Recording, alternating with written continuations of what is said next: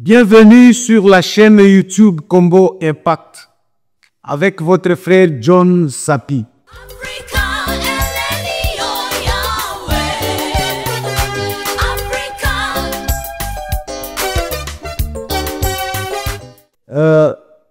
Mes chers amis, j'ai eu beaucoup d'appels de gens qui m'ont dit « Nous attendons votre analyse sur l'accord qui a été signé à Doha » et j'ai compris qu'il y a des gens qui me suivent.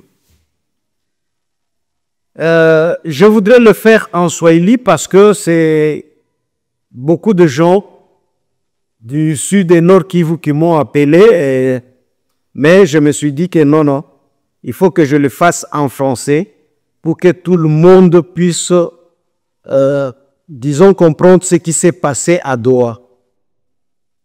En tout cas, je salue mon fils, Célestin Ikandamino. Wow. Happy News. Et les autres, il y a des gens, ou frère Alain, Alémé. En tout cas, mes vives salutations partout là où tu es à l'étranger. Mon frère aussi, Emedi, qui m'a envoyé des textes, Michel Emedi. En tout cas, Michel Emedi, je te salue partout là où tu es, le Belgicain. Et mes remerciements à tous ceux qui se sont abonnés sur ma chaîne. Je vois qu'elle est en train d'évoluer. Ok, nashukuru sana. Et pour tous ceux qui me disent go ahead, go ahead. Ok. L'accord a été signé à Doha. Ce que nous devons retenir est que les Rwandais n'étaient pas prêts pour signer.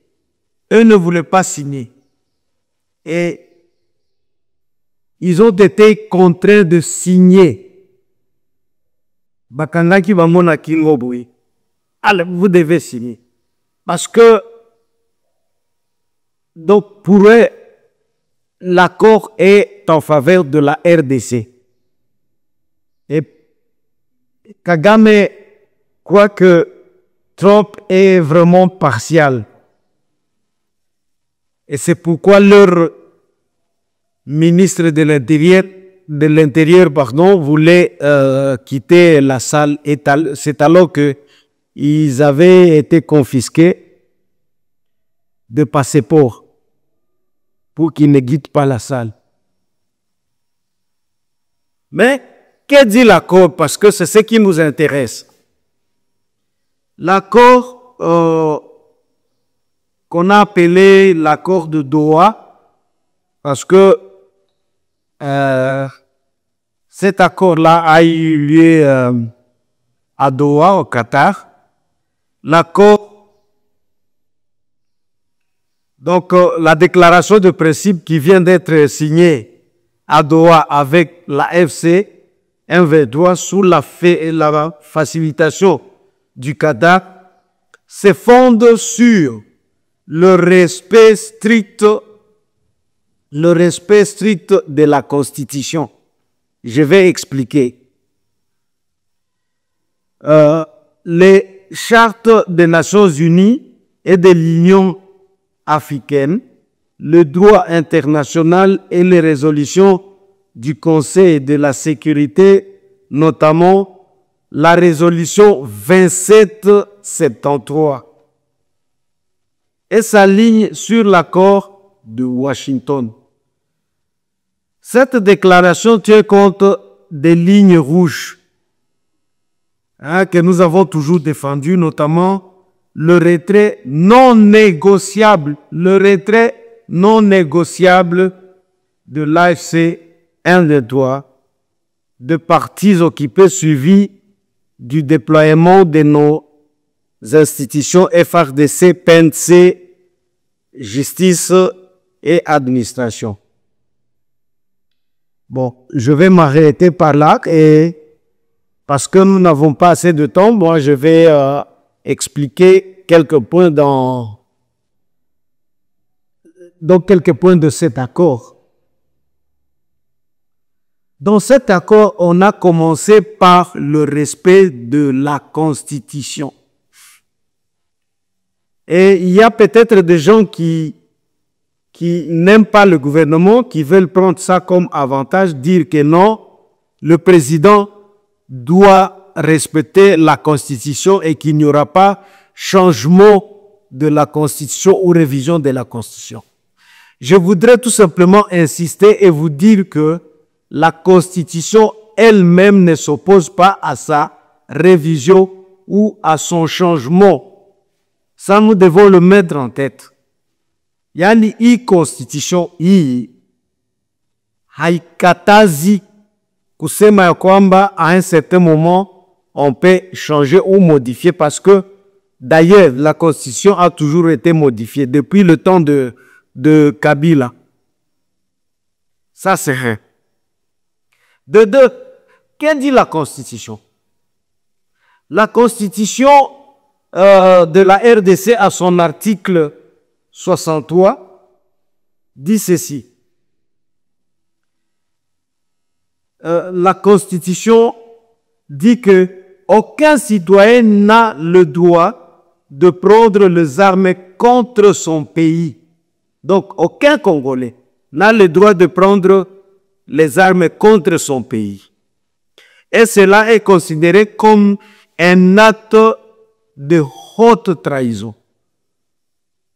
Donc, si quelqu'un prend les armes contre son pays, comme l'avait fait Nanga, comme l'a fait Nanga, Kabila et les autres de Dr. Willy Ngoma, ça c'est un acte de trahison. Et la Constitution, disons, la Constitution n'aime pas ça. Donc la Constitution dit que aucun Congolais n'a le droit de prendre des armes contre son pays, la RDC.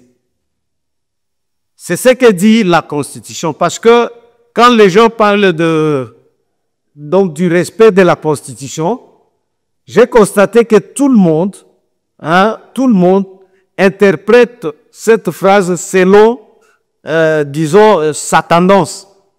Moi, j'ai toujours dit que souvent, lorsque nous interprétons des textes, nous les interprétons selon nos tendances. Mais moi, je vous dis qu'à l'article 63, la Constitution, disons, donc refuse à tout Congolais de prendre des armes contre son pays, comme l'a fait les autres. Cela veut dire que ils sont punissables tout simplement parce que la Constitution elle-même parle de l'unité, en tout cas partout. La Constitution parle de l'unité et de l'intégrité territoriale. Donc, mutu wote mwenye alikamata bunduki, je le répète, Constitution inakataza. Ule mtu ni mtu ambaye anatrahir nchi yake. Moto nyonso oyo azui manduki contre son pays, c'est quelqu'un qui a trahi son pays. Et il doit être puni. Aumônier. Alors, la Constitution est là très claire. La Constitution. Donc, elle n'aime pas que, donc la Constitution n'accepte pas que quelqu'un prenne de armes. Cela veut dire que quoi? Les M23, la AFC, disons, et les Rwandais sont coincés aujourd'hui. Ce sont eux qui ont perdu parce que ils ne vont plus prendre des armes. C'est interdit. C'est interdit. Et la Constitution, quand elle parle de l'unité et de l'intégration territoriale, cela veut dire qu'elle refuse à quiconque hein, de dire que non, non, moi je prends la partie, par exemple, Est, je prends le Katanga, Ngai Nabanda Koponzango. Non, en tout cas, la Constitution refuse. Donc, il n'y aura pas que de gens qui vont dire que non, non, nous allons prendre cette partie de la RDC pour que nous puissions la gérer pendant autant d'années. C'est ce que dit la Constitution. Et cet apport nous dit que non, non, il faut qu'il y ait respect strict de la Constitution. Et là, vous me direz, qui a perdu, qui a gagné? La RDC, le pays gagne toujours. Mes chers amis, il y a un autre point auquel je voulais parler parce qu'aujourd'hui, je n'aurai pas assez de temps. Je ferai au moins 2 émissions. Il y aura une autre émission en Swahili. Et qu'est-ce qu'on a dit? On a dit que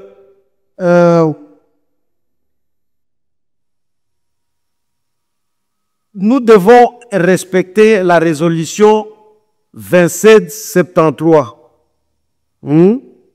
et aussi s'aligner à l'accord de Washington. Parce que parfois, lorsque on nous parle par exemple de l'article 2773, beaucoup d'entre nous ne savent pas ce que dit cet article-là. Et c'est pourquoi nous interprétons souvent très mal des accords. Et moi, j'ai toujours dit qu'un accord, quand il est écrit, ce qui est vrai, il peut être discutable.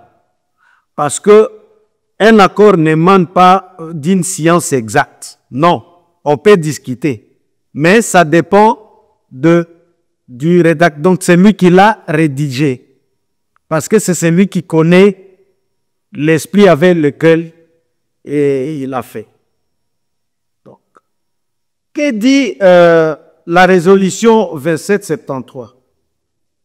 La résolution 2773 condamne directement le Rwanda pour son soutien à l'offensive du M23 dans l'est de la République démocratique du Congo.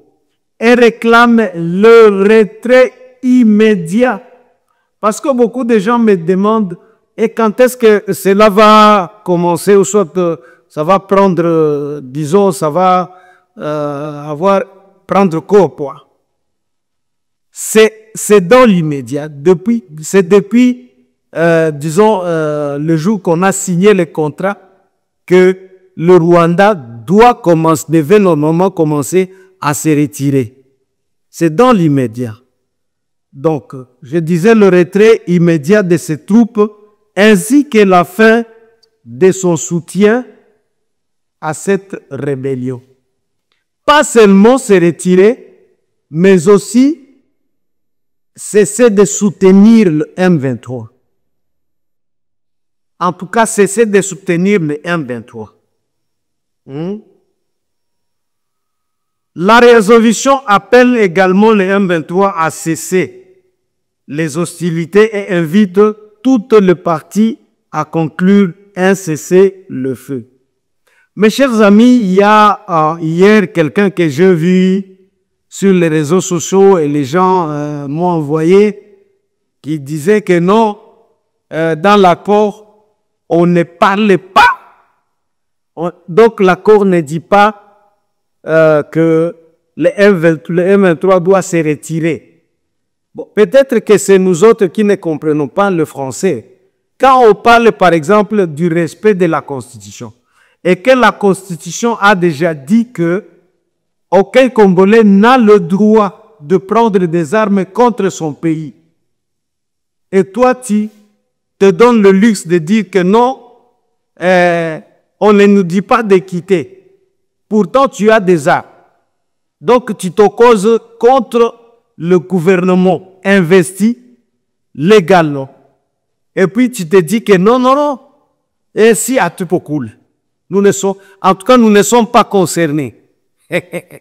Cela veut dire que dans ta tête, il doit y avoir bon, je ne vais pas ingérer. Donc, l'accord dit très clairement qu'aucun Congolais ne peut prendre les armes contre son pays. Et toi, quand on te dit que non, le Rwanda va quitter, doit quitter dans l'immédiat, mais toi tu soutiens toujours, disons, quoi je peux dire, ton opinion là de dire que non, nous on n'est pas concernés, vous êtes concernés.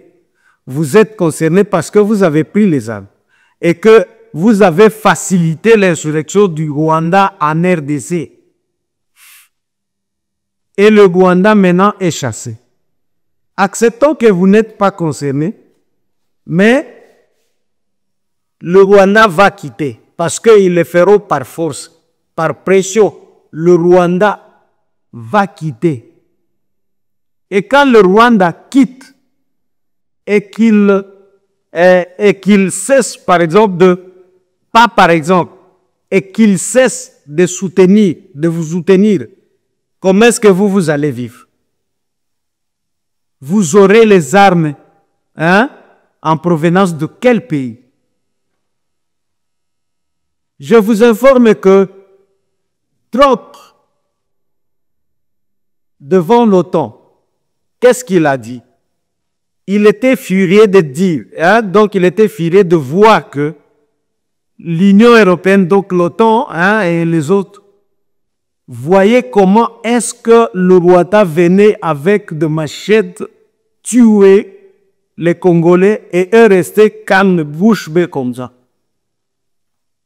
Trump a recommandé à l'OTAN de commencer à soutenir la RDC. Cela veut dire quoi? Le Rwanda